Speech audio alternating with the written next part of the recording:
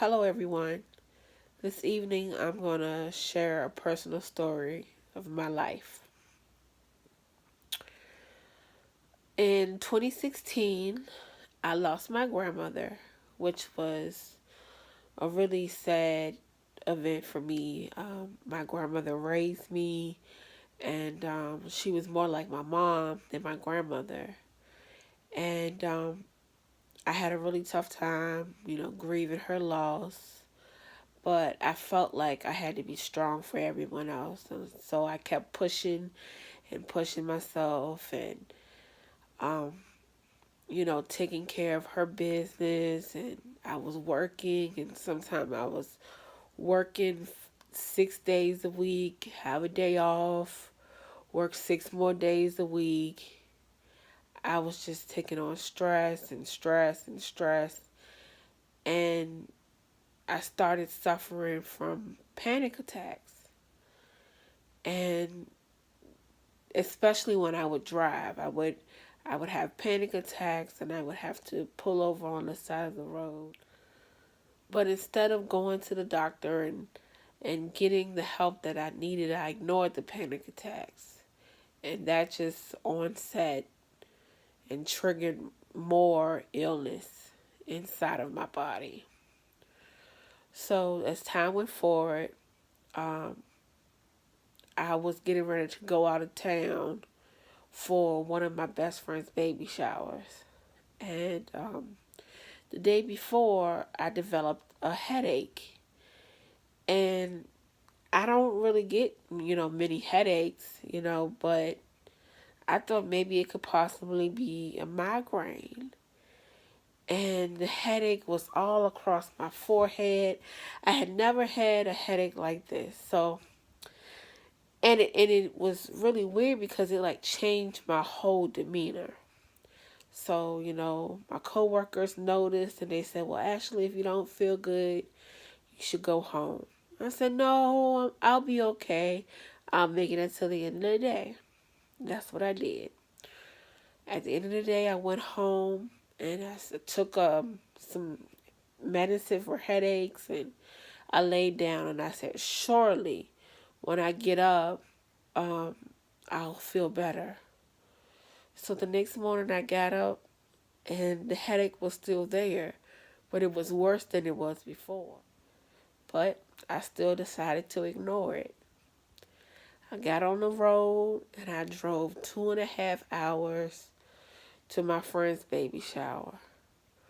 When I got there, I was so sick. I don't even know how I even made it. I said, well, I'm going to lay down for a while and then I'll get up and go to the baby shower. I got up and went to the baby shower. And I was sick the entire time. My head was throbbing, but I tried to smile through the pain until I just couldn't stand it anymore.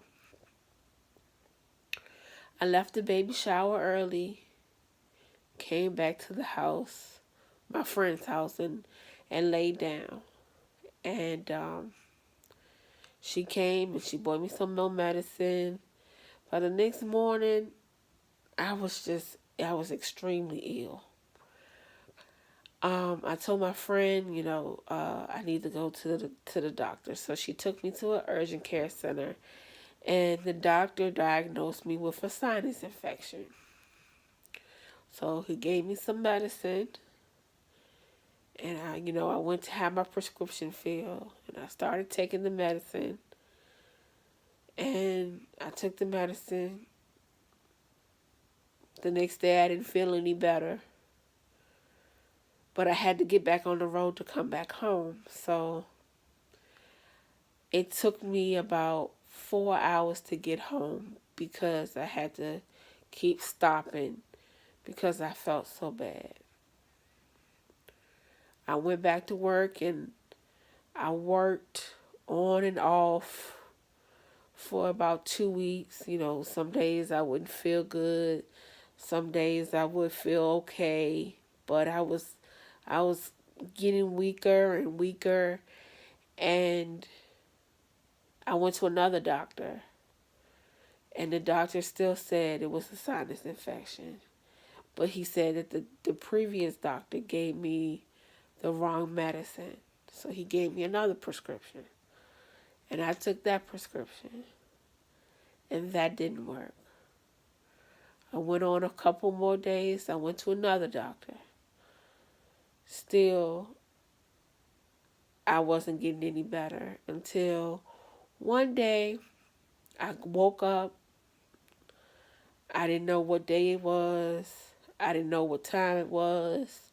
I just know that I needed to get up. And when I got up, I fell and I couldn't get up. Because I didn't show up to work, my coworker came to my house to look for me. She found me on my living room floor unconscious. She called the ambulance, and when I woke up in the hospital, it was 2 weeks later. Come to find out, I was diagnosed with a viral form of meningitis. And the symptoms align with a sinus infection. The doctors told me that I was very lucky, very blessed. My coworker found me when she did because they didn't know if I was going to make it. I spent 6 weeks in the hospital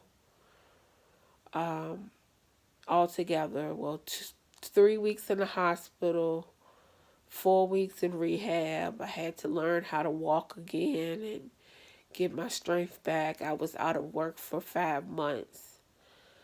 But I've learned that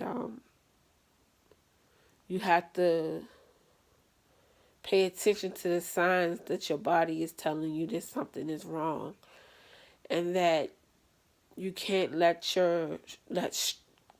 yourself become stressed.